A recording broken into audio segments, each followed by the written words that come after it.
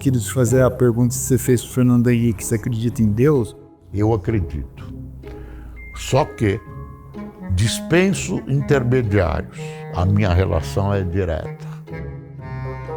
Eu brinco, quero morrer frente a uma câmera e tal. Eu não pretendo me aposentar. Até porque eu acho que você tem que ter uma ocupação na vida. Quem se aposenta, bota um chinelinho, fica vendo televisão, tomando chazinho, é um candidato à morte prematura.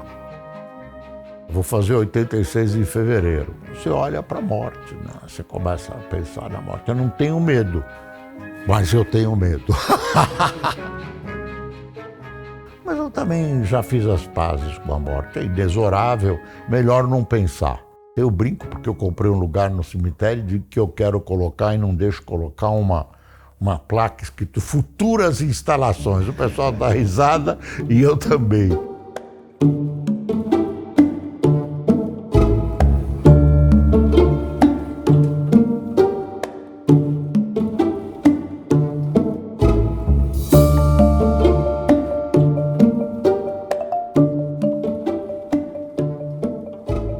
A redação, a meu ver, tem um ponto que não é técnico, tecnológico, é um ponto artesanal, onde as pessoas conversam, onde trocam informações, ideias. Agora, se você olhar o que era antes, no período das vacas gordas, a gente era um jornalismo na grande imprensa totalmente comparável ao melhor jornalismo americano, com os mesmos cuidados, com a mesma tecnologia gráfica, uma reunião muito grande de intelectuais, a página 3 da Folha. Também você tinha uma chama que era a redemocratização. Então você tinha espectros ideológicos mais claros e mais definidos. Você tinha a Guerra Fria. O país também se apequenou politicamente e economicamente.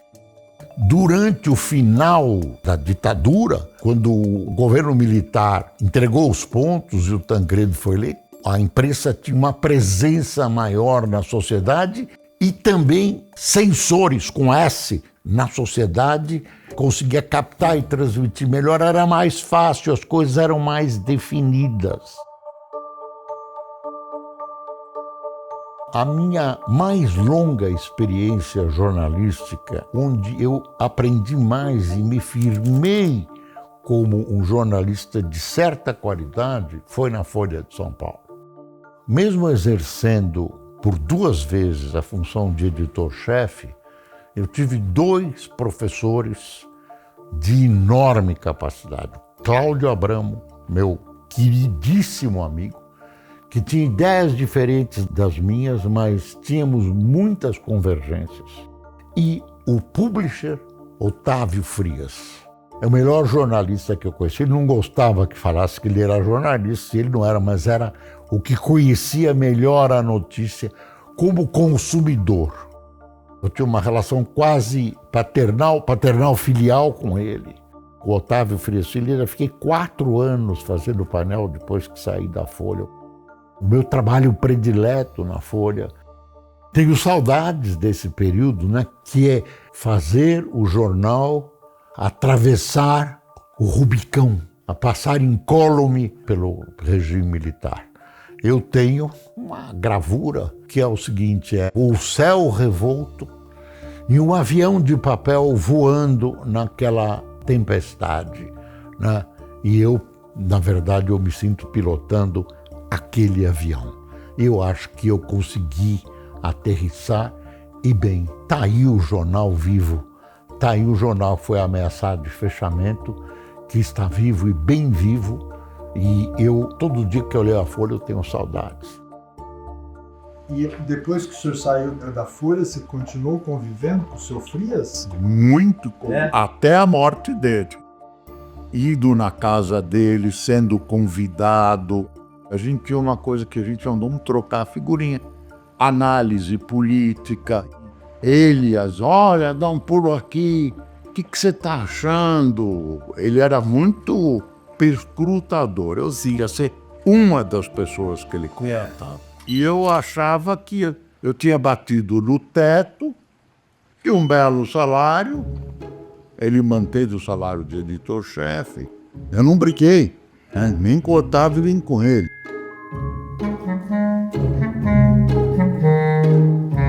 As pessoas falam muito dos seus bordões, né? Como é que surgiu Isso é uma Vergonha? Esse bordão surgiu durante a transmissão do Telejornal Brasil no SBT. Era um pronto-socorro no Recife. Faltava tudo. Havia pessoas feridas no chão, faltavam colchões, os médicos correndo, água escorrendo pela parede, chuva entrando. É um caos, né? E eu fiquei olhando aquilo e aí eu lembrei de uma televisão do meio oeste americano que, quando o Kennedy foi assassinado, colocou um letreiro Achem, vergonha. E quando abriu para mim foi um impulso, né? Isso é uma vergonha. Boa noite. Estas são as manchetes do Telejornal Brasil. Choque de trens mata pelo menos 15 e fere mais de 60. Cheguei na redação, o telefone estava estourando. Todo mundo, olha, é isso mesmo. Era o grito que estava atravessado há anos na garganta da população. Isso é uma vergonha. E o outro bordão, que é preciso passar o Brasil limpo, aí não. Aí eu falei, deve ter alguma coisa que consubstancia essa situação do Collor, né? Da cassação do Collor, do impeachment. Eu achei que tinha alguma coisa no consciente coletivo. Aí saiu, é preciso passar o Brasil a limpo. Isso é uma vergonha, surgiu quase que espontaneamente. E o é preciso passar o Brasil a limpo, eu pedi, né? Eu fiquei esperando, eu falei, preciso de um bordão, preciso de um bordão. Aí veio.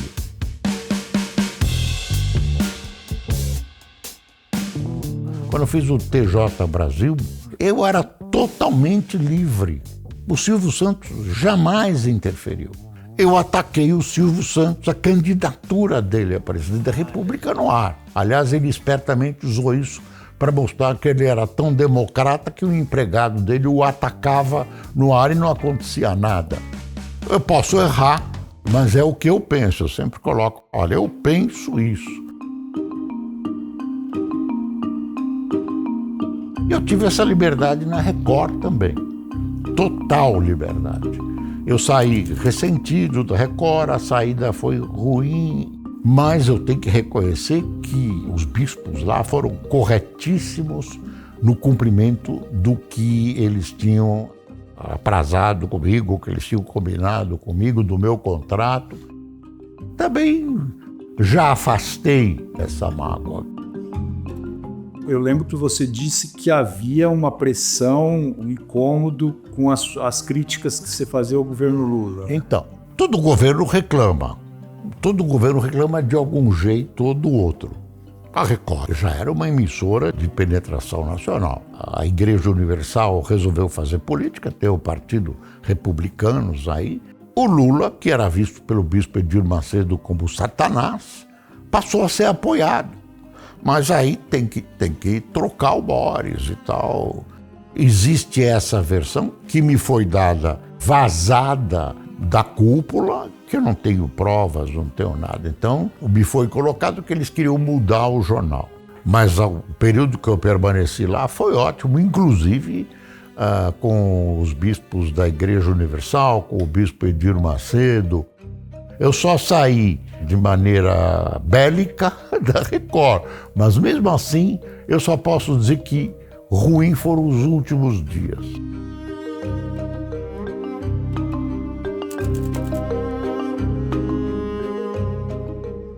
A pandemia foi um choque muito grande na imprensa, provocou crises econômicas enormes nos jornais, televisão e rádio. As emissoras e os jornais foram obrigados a demitir as pessoas que tinham os maiores salários, isso é público. Então eu acho que houve uma perda de qualidade que eu vejo que é um grande esforço de recuperação. As pessoas costumam taxar os veículos. Televisão é uma coisa, rádio é outra, jornal é outra, internet é outra. Eu já acho que o que predomina é uma coisa chamada jornalismo. É igual. Então você tem que ter cuidado com as fontes, você tem que se expressar corretamente por escrito ou falar o mais corretamente possível, ter assuntos atraentes, é igual. E o resto é técnica. Uma das coisas que eu me orgulho, Neif, é de ter feito um ciclo completo. Eu fiz rádio, televisão, imprensa escrita e agora eu estou na área informatizada, né? Fazendo esse jornal, sou um youtuber. O Jornal do Boris, comigo mesmo por coincidência, não aquele jornal divertido do Carioca, o Jornal do Boris de verdade, está no ar todos os dias de segunda a sexta, às 8 da manhã. O jornal entra às 8 horas, o Jornal do Boris, eu acordo entre 5h30 e 6 horas e tomando café eu leio jornais. No meio da noite eu tenho cisma de olhar também o telefone, ver se tem se aconteceu alguma coisa. É mania. Pronto, quero saber o que está acontecendo. De repente acabou o mundo e eu não sei. É esse o medo. E aí eu me preparo, anoto algumas coisas e improviso no ar. Às vezes eu fico surpreso comigo mesmo. Ué, como é que... Nossa, que comentário, eu gostei. Eu acho que baixou o espírito de luz e fez um bom comentário.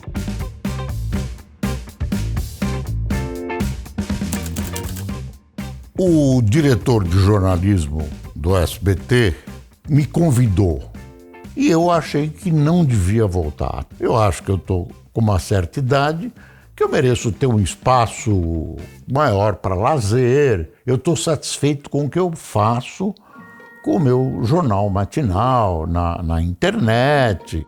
E ele insistindo.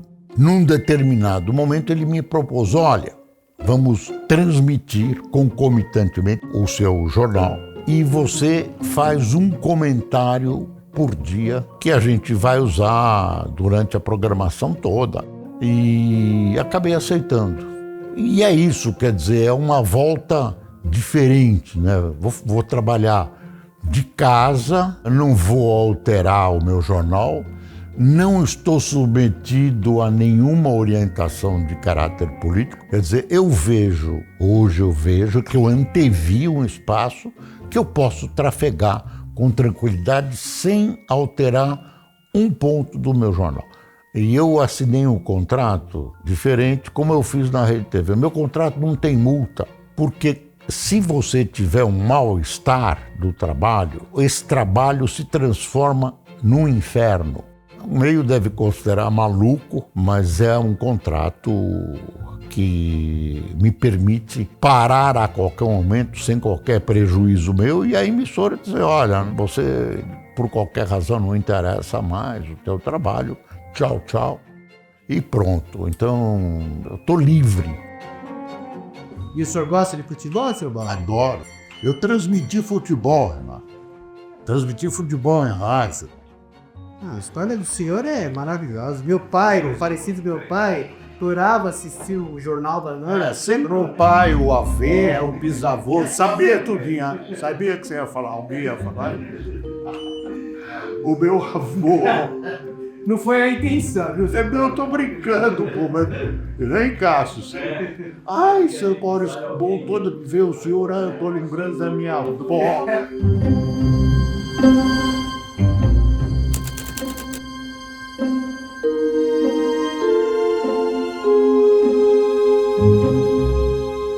Eu faço algumas revisões. Eu tenho pequenos arrependimentos. Por exemplo, a história do que aconteceu comigo dos garis. Estava fora do ar, é uma brincadeira. Não foi assim que foi entendido e realmente pedi desculpas. E eu, de vez em quando, me passa, por que eu precisava ter falado aquela no último dia do ano? Não é? Eu podia ter pensado aquilo, não precisava falar. Aí confundem, né? Acham que isso é racismo. Não era. Enfim, foi uma infelicidade.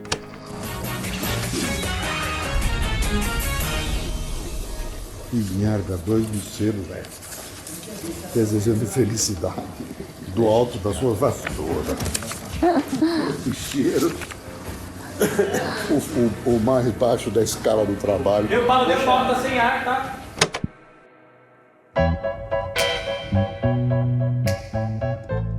Agora eu queria te perguntar, não só como jornalista, mas também como cidadão, Boris. Você se arrepende de ter apoiado o golpe de 64? Não me arrependo. Por que eu não me arrependo? Bom, primeiro é preciso levar em consideração que havia um ambiente de Rússia, Estados Unidos, havia a Guerra Fria. Os meus pais saíram da Rússia e descreviam o que era o comunismo. E minha mãe dizia, olha, o que está acontecendo parece com a Rússia. E acho que havia mesmo, e se posso citar fatos, um perigo, talvez não tão intenso quanto possa ter parecido, de um regime comunista. Vê, eu tinha 22, 23 anos. Não é desculpa, não, quero colocar o que era. E eu apoiei mesmo, acreditei que era o momento que a democracia ia voltar. Num determinado momento, eu mais velho, aí eu divergi. Resultante, regime autoritário, mesmo aquele regime que eu achava que ia limpar o Brasil e tal, não foi bom para o país, não foi bom. Houve tortura, houve exageros, as coisas descambaram depois do Castelo Branco. E na época eu condenei a tortura por escrito. Eu sempre fui e sou um defensor de direitos humanos, que o pessoal de direita, como você defende direitos humanos? E eu fico explicando para esse jovem, direitos humanos é o respeito à lei e à Constituição. Ah, não, prende, solta, não é isso, não existe, isso aqui é lei, a justiça, o código, não é assim, que direitos humanos é bom. Não é contra, não é a favor de bandido, é a favor da lei, né? Você tem que ter respeito à Constituição, respeito aos direitos da pessoa, de ir e vir. Você não pode bater num menino que roubou uma correntinha de ouro no Largo São Francisco. Você não pode, você tem que... Eu sempre tive essa posição. Eu me considero um liberal, uma direita europeia civilizada, um liberal americano. Eu acho que a esquerda precisa ser respeitada, tem ideias de esquerda muito boas, tem governos bons, centro-esquerda. Eu procuro ser construtivo. Não odeio os meus amigos de esquerda, não rompi com ninguém, discuto com eles quando dá para discutir. É o que eu penso que eu posso fazer, pode ser que eu esteja errado, mas eu não me arrependo, faria de novo.